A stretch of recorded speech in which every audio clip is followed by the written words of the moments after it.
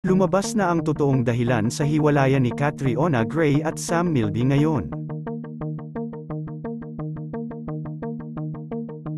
Mainit na pinag-uusapan ngayon ang mapait na hiwalayan ni Miss Universe 2018 Catriona Gray at ang kapamilya actor na si Sam Milby.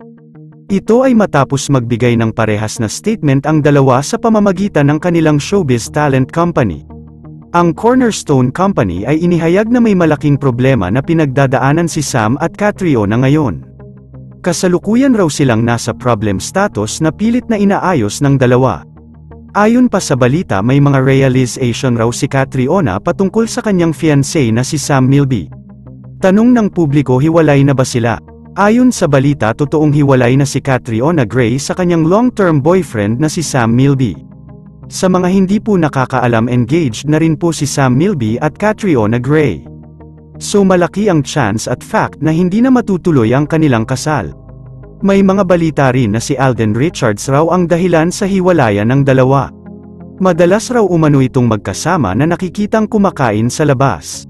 Hindi rin ito bago dahil si Catriona Gray at Alden ay ambassador ng kanilang ini-endorse na gulong na Cylon tires.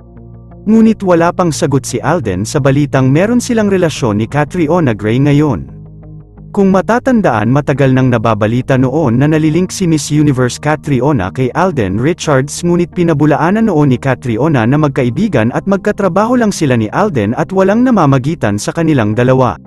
Ngayon ay pinuputakte ng publiko si Alden na magsalita at linisin niya ang kanyang pangalan sa totoong wala talaga ba silang relasyon ni Catriona at hindi siya ang dahilan sa hiwalayan ni Sam at Catriona Gray.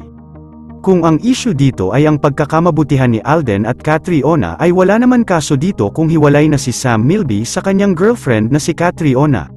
Dahil for sure hindi naman makikipagmabutihan si Catriona Gray kay Alden Richards kung meron pa silang relasyon ni Sam. Sa ngayon mukhang malabo nang matuloy ang kasal ng dalawa na gaganapin ngayong taon. Malungkot man isipin na nangyari ito sa kanila.